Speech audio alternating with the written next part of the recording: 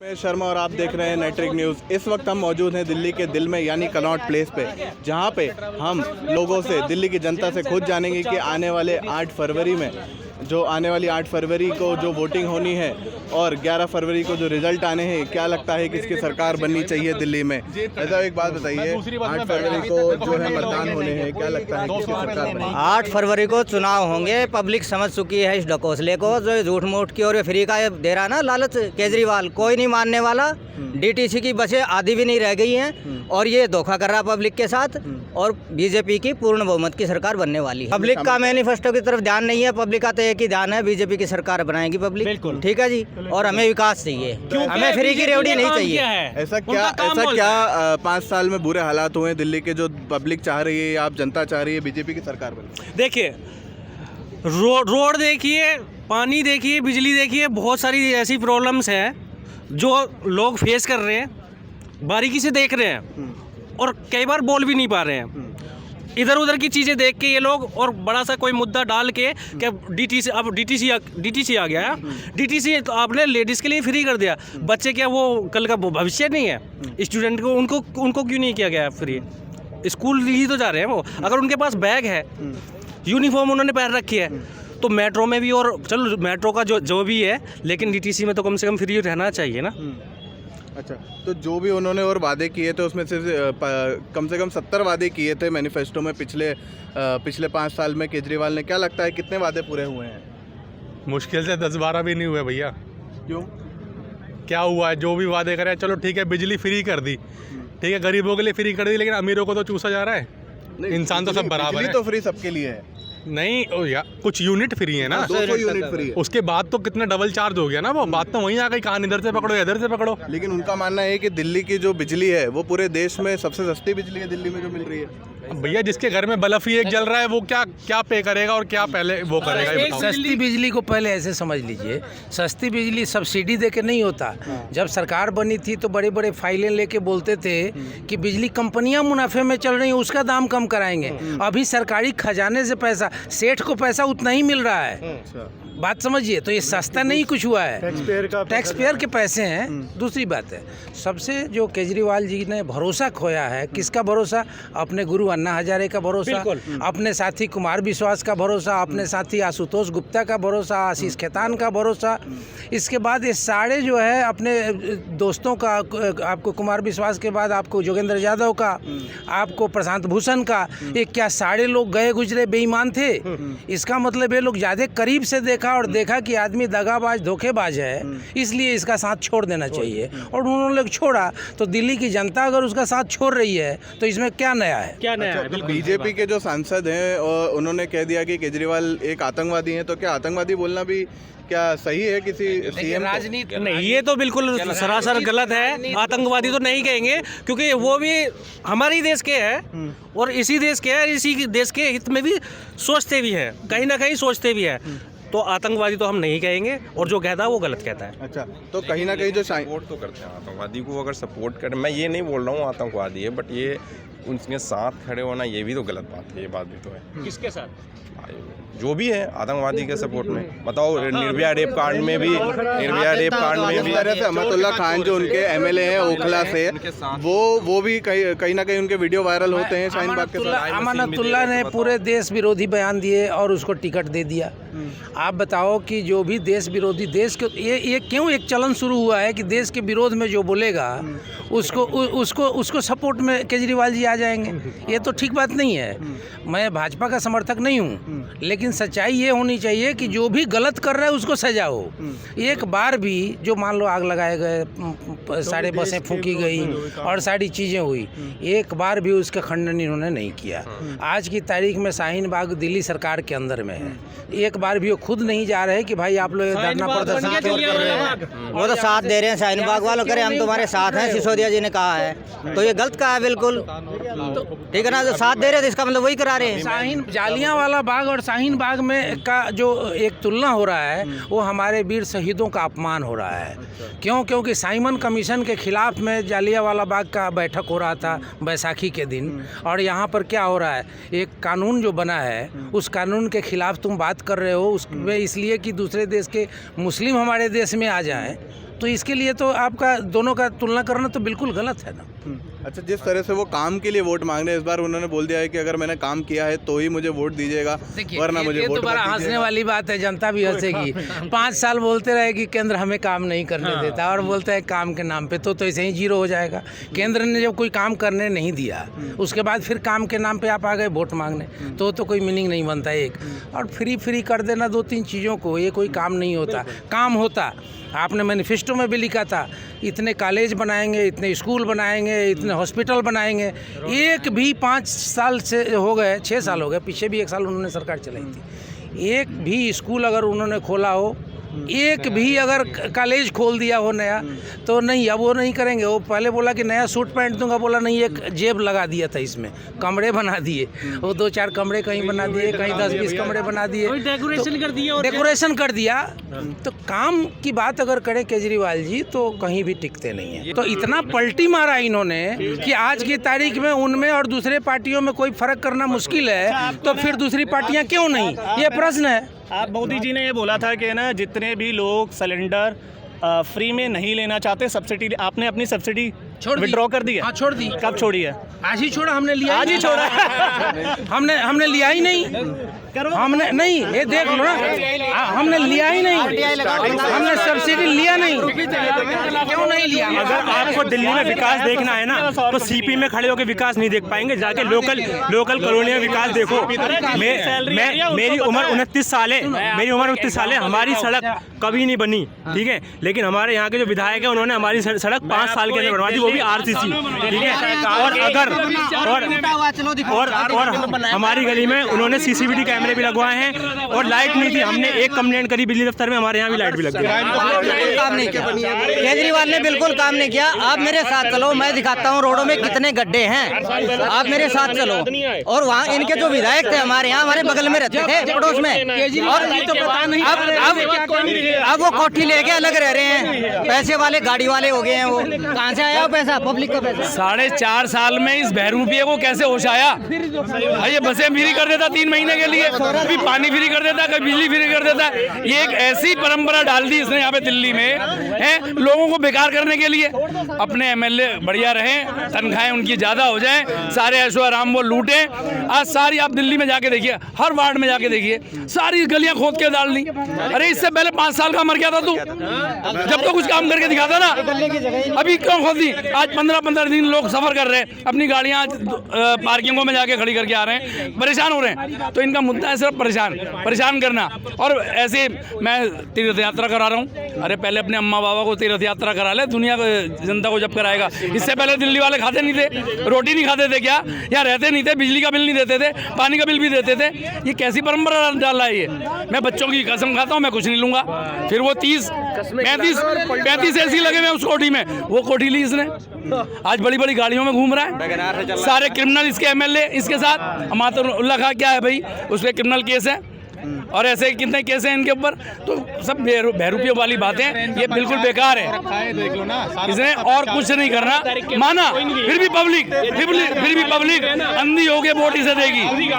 आज सिर्फ 200 unit free, अरे वो दिन याद करो, फिर 19 जनवरी और 1890 फिर कश्मीर वाला हर फिर इस दिल्ली के अंदर होगा। आप जो कमा के बिल्डिंग बना के रख रहे हो, ये उन लोगों के लिए कमा के रखोगे आप। फिर एक बहुत इंपॉर्टेंट बात है, इन्होंने बोला था कि मैं बस में फ्री सफ़र दूंगा गर्ल्स लेडीज़ को। मैं जानना चाहता हूँ, जब लेडीज़ फ्री में बस में जाती हैं तो वो असुरक्षित हैं, पैसे दे के जाती हैं तो कहते हैं सुरक्षित। जब पैसे दे के आदमी असुरक्षित कैसे होगा? पैसे देने से सुरक्षा नहीं मिली, सुविधा अलग वर्ड है। पैसे देने से बंदा कैसे सुरक्षित हो जाएगा? अगर पैसे फ्री दोगे सुरक्षित है, पैसे देके अनुसुरक्षित कैसे होगा? ये इतनी चीटिंग हो रही है दिल्ली में। और दूसरा, कभी भी देखना उसने मोमडन्स के अगेंस्ट कभी कोई बात नहीं करी, हमेशा हिंदू के अगेंस्ट बोली।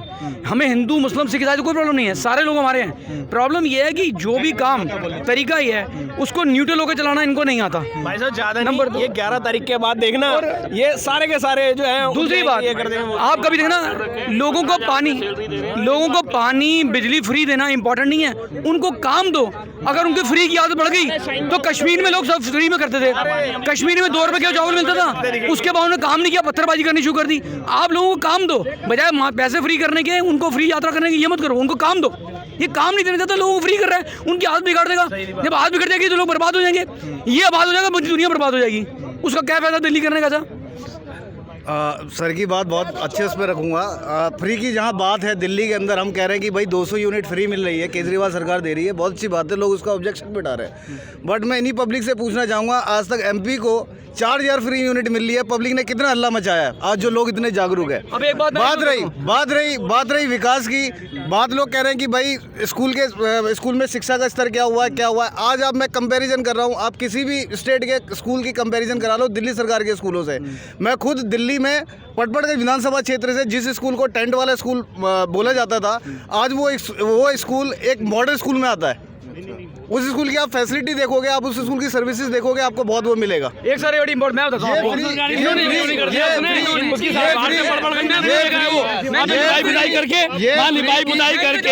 आप जिस विधानसभा से आते हैं वहाँ पर निपाई पुताई करके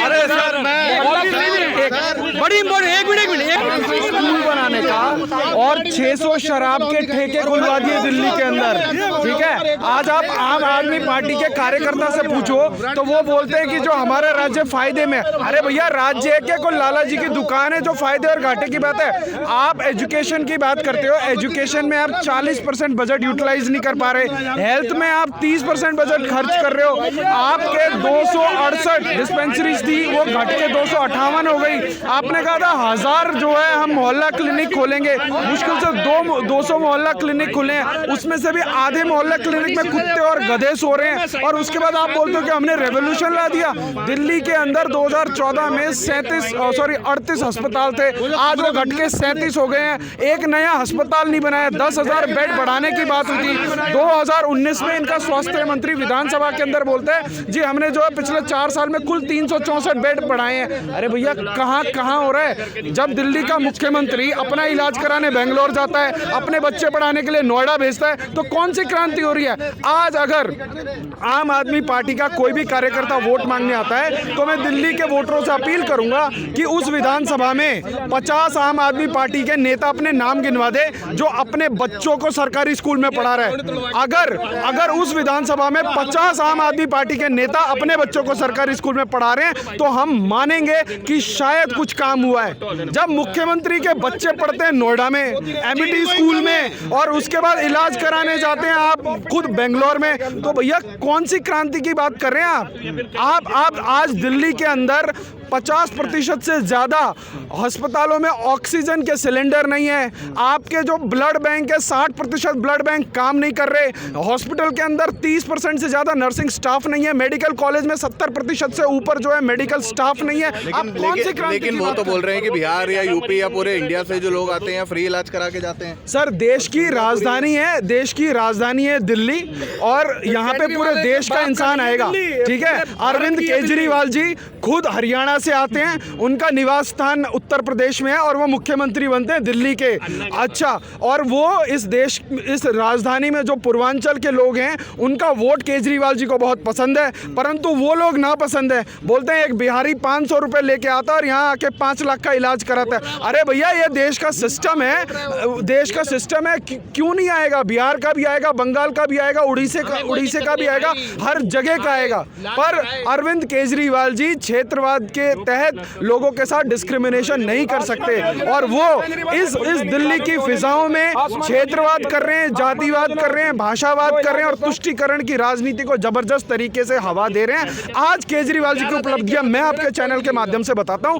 केजरीवाल जी अपने क्षेत्र में विभिन्न मस्जिदों में इमाम को 18,000 रुपए की सैलरी दे रहे हैं। अरे कमाल है, आपको प्रूफ चाहिए, प्रूफ लाके दे देते हैं हम। अगर ये केजरीवाल जी की सरकार, अगर आप बोले एक मीडिया का चौथा स्तंभ, जो लोकतंत्र का चौथा स्तंभ है, अगर वो बोले कि प्रूफ नहीं है, तो प्रूफ कैमरे में बोलने वाला साथ में लेके नहीं घूम रहा होगा। पर अगर आपको प्रूफ चाहिए, मैं आपको प्रूफ ला के दे दूंगा। ये सरकार की योजना है, ये मेरे घर की योजना या किसी भाजपा समर्थित आदमी की योजना नहीं है। आप दंगा करने वालों को 5 लाख रुपए अमानतुल्लाह खान बांट रहे, अब आप कह दीजिए उस पर भी प्रूफ नहीं है। तो सर, दिल्ली में जो 5 साल में जो विकास के पहिए को रोक दिया गया, 4 साल तक एक ड्रामा किया गया कि एलजी काम नहीं करने देता, मोदी काम नहीं करने देता, और आखिरी के 6 महीने में कौन सा अलादीन का चिराग रगड़ दिया केजरीवाल ने कि जो पूरे दुनिया में जो है विश्व स्तर का काम हो गया। में क्या चाह रहे हैं सर, मैनिफेस्टो में हम ये चाह रहे हैं कि दिल्ली के अंदर दिल्ली को सबसे पहले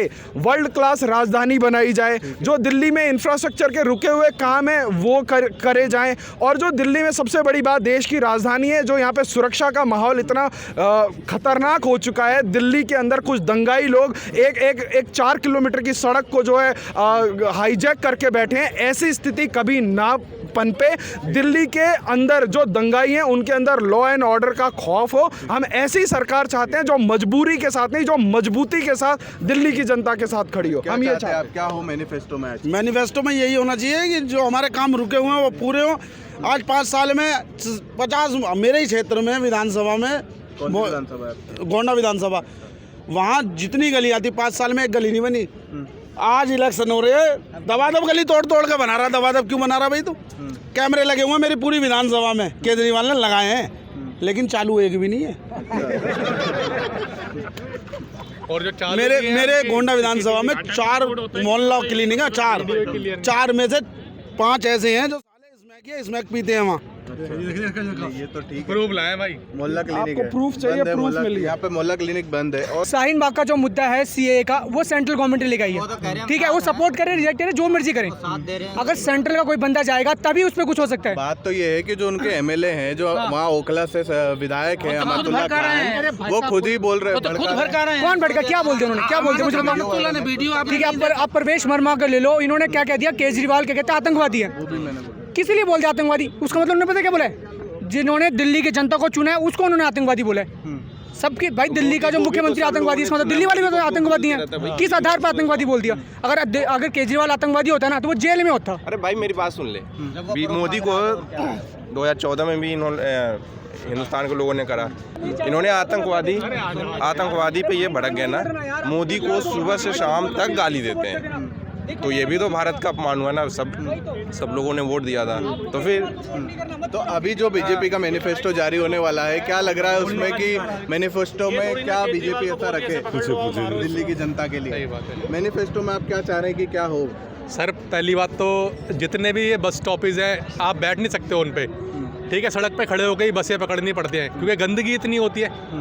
और जितने भी यूरिन ब्लॉक से आप कहीं से भी निकल जाओ, आपकी फैमिली निकलेगी, ज़रूर मुंह पर रुमाल लेके निकलना पड़ता है क्योंकि बने हुए ज़रूर हैं, स्वच्छ भारत के लिए बने हुए ज़रूर है, लेकिन उनका एक पर्टिकुलर कोई वो नहीं है कि उसका वहाँ पे जा रहा है। हम फ्रेश होके आ रहे हैं बट वो वहीं पे ब्लॉक हो रहा है।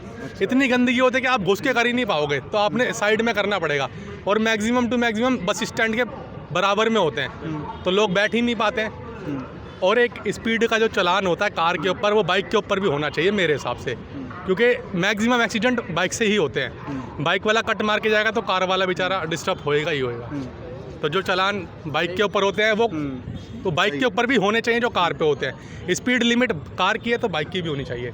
बाइक लोग भगाते 150 200, कार को लिमिट दे रखे 60। क्या लगता है इस बार किसकी सरकार बननी चाहिए दिल्ली में? ऐसा ही है, आजकल जिसका भी नाम लो, अगर केजरीवाल को लोगे तो 4 बंदे पकड़ लेते हैं, भाई इधर आ जा। क्योंकि आजकल तो लोकतंत्र का ये हिसाब हो गया है कि एक पार्टी को सपोर्ट ना करो, दूसरी पार्टी मारने के लिए खड़ी हो जाती है। और पहली बार ये लग रहा है कि ना नेशनल लीडर आके दिल्ली के लिए चुनाव के लिए प्रचार कर रहे हैं। बेसिक बातों की कोई बात नहीं हो रही, हर कोई हिंदू मुसलमान ये कर रहा है। मैं भी एक कॉर्पोरेट सेक्टर से हूँ, शायद किसी ने भी गूगल कर लो, सारे के सारे पता लग जाएगा कि ड्यूरिंग द मोदी गवर्नमेंट, उनकी गलती नहीं है या उनकी हो सकता है कई लोगों की गलती हो, 7 से 8 करोड़ लोग बेरोजगार हुए हैं, जिनमें से मैं भी हूँ। 70,000 रुपये सैलरी थी, आज जॉब नहीं है। आज कार की 7 किस्तें बाउंस है, कोई भी आ जाए मेरे साथ चल ले। 4 लोग मेरे को ढूंढ रहे हैं कि भाई तू अपनी ये भर दे, वो भर दे, फलाना भर दे। दिल्ली के चुनाव की बात करते हैं, वो केंद्र सरकार की जो है नेशनल लीडर वाली बातें हैं, नेशनल लेवल की लोकसभा वाली बातें हैं, विधानसभा में नहीं हो सकती। बेसिक चीज़ें हैं। हमारे बच्चे बड़े बड़े स्कूल में पढ़ रहे हैं, हमारी फीस नहीं दे पा रहे। तो आप क्या चाह रहे हैं? दून पब्लिक स्कूल में मेरी बेटी सरकार ने आपके हिसाब से अच्छा केजरीवाल जी ने डेफिनेटली यस। और लोग लड़ने आ जाते हैं, मारने आ जाते हैं। अरे भाई तू कैसे बोल रहे हैं? अरे वैसे थोड़ी ना मार सकते हैं, हम तालिबान में थोड़ी ना रहते हैं। तालिबान में तो रहते हैं हम लोग। हर तरह से काम है, बेसिक काम है। मैं भी पंजाबी बाग के अंदर रहता हूँ, सबसे पॉश एरिया है। बिजली का बिल बिल्कुल कम आता है, पानी का बिल नहीं आता है। जब एसी चलता है, भाई एसी चलता है हमारे घर के अंदर, तब बिल आता है। बेसिक होता है, उसने डेफिनेटली बेसिक लोगों के लिए काम किया है। जो बेचारा 5,000 से 10,000 कमाता है, पता नहीं लोग क्या है जो पानी माफ करना और बिजली माफ करना अगर काम है तो काम किया है। हम पार्टी नहीं है, पार्टी से नहीं है। जाने के लिए 1.5 घंटे लग जाते हैं 5 किलोमीटर जाने में। जो काम हुए वो बताइए आप, अगर दिल्ली लेवल रोज एक जूते बदल के आने पड़ते हैं। अगर आप सपोर्ट कर रहे हैं, काम जो काम कर, सबसे पहले लोकपाल पे सरकार आई थी। लोकपाल ना लोकपाल ब्रीफ केस कहाँ किया? पहले लोकपाल पूरा ब्रीफ केस कहाँ है? लोकपाल देश में जो अन्ना हजारे एक पार्टी क्यों बनी? लोकपाल के लिए पार्टी बनी। रामलीला मैदान में हम गए, सब यहाँ कौन आदमी नहीं गया जो कांग्रेस सब आप अलग से थे, आप अलग टीडीपी लोकपाल। आप अलग जब हम से, आप लोकपाल अलग की से बात कर रहे हैं, आपको मकान नहीं चाहिए था, आपको मकान नहीं चाहिए था।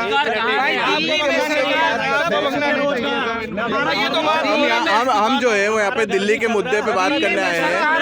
दिल्ली के मुद्दे पे बात दुनिया की सबसे करप्ट जो संस्था है केजरीवाल सर, गरीबों को 200 यूनिट फ्री दे रहे हैं, 200 यूनिट फ्री दे रहे हैं, जिसकी जो बेचारा गरीब आदमी, मजदूर आदमी 6,000 7,000 कमा रहा है, उसके लिए तो बेहतर है। केजरीवाल सरकार वही दिल्ली में बीजेपी के सांसदों को 4,000 यूनिट फ्री दे रहे हैं, ठीक है। और देश में इतनी मंदी है, उसके बावजूद भी 3,000 करोड़ की मूर्ति बनवाने की क्या जरूरत थी? 5 लाख दीपक जलाने की क्या जरूरत थी? 1,90,000 करोड़ का विमान खरीदने की क्या जरूरत थी? बताओ, अगर वही पैसा 30,000 करोड़ अगर हर आदमी को अगर बांट दिया जाता ना, तो गरीबी खत्म हो जाती, मंदी खत्म हो जाती। ये दीपक की बात कर रहे हैं, क्यों जलाएंगे? भैया मेरी बात सुन लो, दीपक में जो पैसे लगे ना, पूरे दिल्ली में जितनी ज़मीन, जितने भी इन्होंने कांग्रेस वालों ने और इन्होंने ले रखा ना, अगर बेच देना, क्या बात बताऊँ मैं, सबकी कितने एकड़ जमीन में देखो, ये गांधी जी और राजीव गांधी और ये सब कर रहा है, उसको क्यों कर रहा है? क्यों लगा? मंदी भी हो रही है पहली बार। अरे मंदी में बोल रहा हूँ भाई, मैं बोल रहा हूँ, अगर वो पैसा आम आदमी के पास आ रहा है तो वो गलत है, वो गलत है। अगर उसका कोई मूर्ति बना रहे, दिए जला रहे, वो सही है, वो सही है। वही 4,000 इतना गंदा ब्रेन वॉश हो रखा है इस टाइम पे, इतना गंदा ब्रेन वॉश है कि किसी को समझ ही नहीं आ रहा कि वोट किस लिए हो रहे हैं। विधानसभा के लिए हो रहे हैं, लोकसभा के लिए हो रहे हैं। बेसिक मुद्दों पे जो होने चाहिए वोट, वो बेसिक मुद्दों पे नहीं। 5 साल में तो जो केजरीवाल सरकार है वो सिर्फ काम ये गिना पाई है कि उन्होंने पानी है, बिजली है, स्वास्थ्य है और जो है फ्री बसें हैं। इसके अलावा 5 सालों में क्या काम? आपको क्या लगता है कि दिल्ली की जो जितनी भी जनता, उन्हें क्या न्यूक्लियर बॉम्ब चाहिए? नहीं, उनको उन्हें क्या चाहिए? उन्हें भ्रष्टाचार खत्म करने 70 वादे किए थे केजरीवाल सरकार ने। खत्म करना चाहिए। तो दिल्ली के अलावा अगर आप देखेंगे, दिल्ली के अलावा पूरे राज्यों के अंदर राम राज चल रहा है। आप देखो, कोई क्राइम नहीं हो रहा है, सिर्फ दिल्ली ऐसा स्टेट है जहाँ केजरीवाल है, उसके अलावा हर जगह आप देखोगे अच्छी खासी चल रही है, अच्छी खासी सरकार चल रही है। आप वहाँ कहोगे कि वहाँ भगवान आपका 67 MLA का गाल लाल हो गया, टमाटर जैसा गाल लेके। जो बंदा है उम्मीदवार, वो कह रहा है कि 5 गुना रेट देंगे। आपको बताऊं, जो ईमानदारी के नाम पर जितने सूखे सिपटे MLA आए थे, सब MLA जो है आज गाल लाल करके घूम रहे हैं। केजरीवाल जी का गाल लाल होकर हम भ्रष्टाचार करके नहीं कर रहे हैं, हम अपना जॉब करते हैं, हम अपना बिजनेस करते हैं। जैसे सीलमपुर में जब CAA का दंगा भड़क रहा था तो वहाँ के शांति दूतों ने स्कूल बस में पत्थरबाजी करी थी। उन नन्हे मुन्ने 5-5 7-7 साल के बच्चों का क्या दोष था कि उनको पत्थर खाने पड़े? तो दिल्ली की जनता, आपसे अनुरोध है, खुदा ना करे, भगवान ना करे, आपके बच्चे भी किसी शाहीन बाग से गुजर रहे हो और आपके बच्चों के ऊपर पत्थर पड़ जाए, और तब उस टाइम आपको समझ आएगा कि 200 यूनिट बिजली में अपना आत्मसम्मान और अपने राज्य की सुरक्षा आप गिरवी रखेंगे या बच्चों की और देश की सुरक्षा सर्वोपरि है। तो अगर हम आज ये बात नहीं समझ पाए तो दिल्ली के कोने कोने में शाहीन बाग तैयार हो रहे हैं। और आप कब तक लड़ेंगे? आपके पास तो सुबह ऑफिस जाना है, शाम को घर आना है, आपको अपने बच्चों के लिए, अपने परिवार के लिए रोजी रोटी कमानी है। पर उस शाहीन बाग में PFI का ऑफिस है,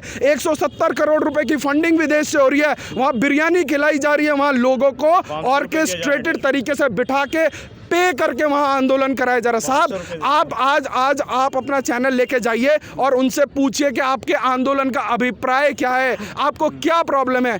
देश के प्रधानमंत्री पूरी जिम्मेवारी के साथ, देश के गृह मंत्री पूरी जिम्मेवारी के साथ विभिन्न सूचना माध्यमों के आधार से वो देश की जनता से संवाद कर रहे हैं, जहां जहां समस्या है सबको एड्रेस कर रहे हैं। पर क्या चंद मुट्ठी भर लोग इस देश की लोकतांत्रिक रूप से चुनी हुई सरकार को चैलेंज करेंगे?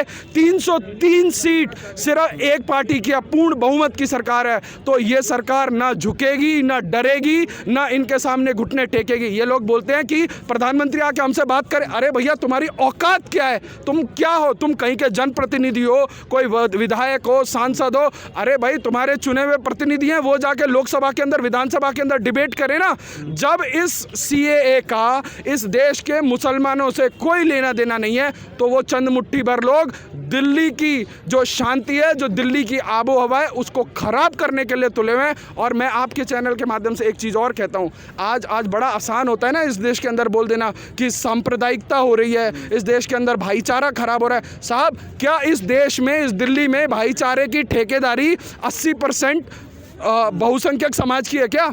क्या हिंदू, मुस्लिम, सिख, ईसाई आपस में भाई भाई नारा लगाना सिर्फ हमारी जिम्मेवारी है क्या?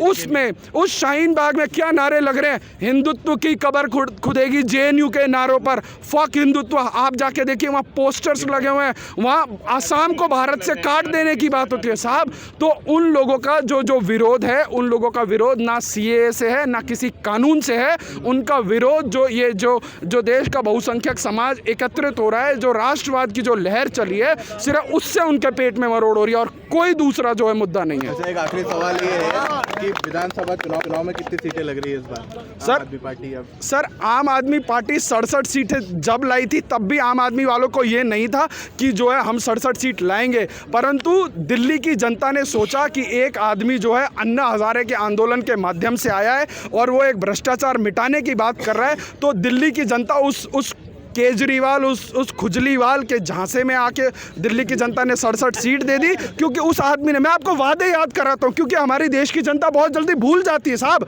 लोकसभा में नकार दिया, क्योंकि केजरीवाल ने कहा था, साहब हम तो आम आदमी हैं, हम जो है ना सरकारी बंगला लेंगे, ना गाड़ी लेंगे, ना तनख्वाह लेंगे, और जो विकास का पैसा आएगा वो जनता का दरबार लगा के खर्च करेंगे। आज यहाँ इतने सारे दिल्ली के मतदाता खड़े हैं, आप मुझे बताइए, क्या आपने आज तक पिछले 5 सालों में दिल्ली में एक जनता दरबार देखी अरविंद केजरीवाल की? एक देखी हो तो बता दे मेरा दोस्त। अच्छा, केजरीवाल जी ने क्या किया? आते ही 14 कमरों का बंगला ले लिया, उसके अंदर 28 एयर कंडीशन लगे हैं। RTI की खबर है कि सिर्फ केजरीवाल जी के ऑफिस में चाय और समोसे का 1 साल का बिल 2 करोड़ रुपए साहब। ये आम है? कौन सा आदमी है, कौन सा आम आदमी है जो एक महीने में एक साल में किलो से 80 किलो हो गया, एक साल में 2 करोड़ के चाय और समोसे खा जाता है? अच्छा, और मजे वाली बात सर, लोकपाल तो हो गया हवा, और सबसे जो विकास के दावे हैं, आप एक बात बताइए, दिल्ली के अंदर कौन सा पिछले 5 साल में कौन सा इंफ्रास्ट्रक्चर का काम हुआ है? एक इंफ्रास्ट्रक्चर का काम नहीं हुआ है। केंद्र सरकार से बजट आता है और केजरीवाल जी सबसे पहले जो है क्रेडिट लेने पहुंच जाते हैं। परंतु अब आप सबसे बड़ी योजना, जो भारत सरकार की एक बहुत महत्वाकांक्षी योजना है, आज जो केजरीवाल जी ने अच्छे काम किए, चलो उसकी भी बात कर लेते हैं। अभी यहाँ वो आम आदमी की टोपी वाले बड़े सारे लोग घूम रहे हैं, वो बोलते हैं जी हमने एक फरिश्ते योजना चलाई है, जिसमें जो आप प्राइवेट हॉस्पिटल में जाके इलाज कराइए तो आपको कोई पैसा नहीं लगेगा। साहब, एक बात बताइए, किसी भी व्यक्ति का एक्सीडेंट कितनी बार होता है, या कितने प्रतिशत लोगों का एक्सीडेंट होता है?